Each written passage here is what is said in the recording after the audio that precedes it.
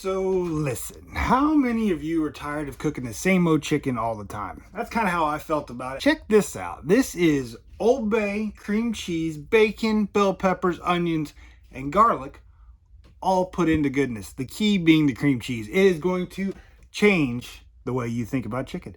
So quit taking my word for it. Let's go check it out. Alright, so we're going to go ahead and start cooking our bacon before we actually cook our chicken. We're going to actually go ahead and start cooking our bacon first, and then when it's about halfway done being cooked, we are going to add up our bell peppers that we have pre-chopped, along with some onions and some other spices that we are going to add. So like I said, once it's halfway through cooking the bacon, we're going to go ahead and add our bell peppers and onions and let that saute, and then we're going to jump over to our chicken and get that all nice and prepped.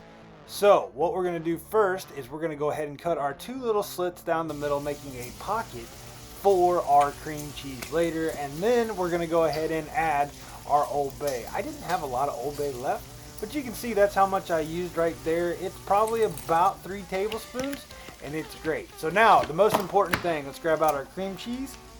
And what I like to do with the cream cheese is I like to break the cream cheese packets up into thirds, and for each piece of chicken I want 1/3 of cream cheese. Put it in that nice little pre-assembled slot there that fits perfect, and then you need to go ahead and do your other one. As you can see, this is pretty straightforward, doesn't take a lot of skill.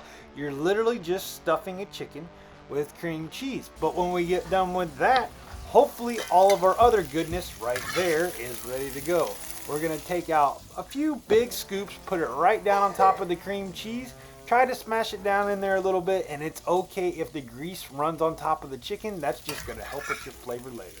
Don't forget your other piece of chicken. We're going to do the same thing, and I try to use it all up, and if you have overflow, it's fine. It's just little bits you get to chew on later. In the fridge, I had some minced garlic that we were down to the last drops of. I threw that on top, and then you get to use whatever your favorite shredded cheese is. We used American on this one, but you can use whatever. Something cool that I've seen, when you're putting this in the oven, I like these little racks to get it elevated. I help it finds crisping up the bottom side, and it doesn't stick to the pan nearly as bad. So now we're going to throw this into the oven at 400 for 20 minutes. And then when you pull it out, all ovens are different. Don't forget about that. You want to make sure it's at 165. As you can see, that was at 140, and we had to cook it a little bit longer. But let's taste this thing.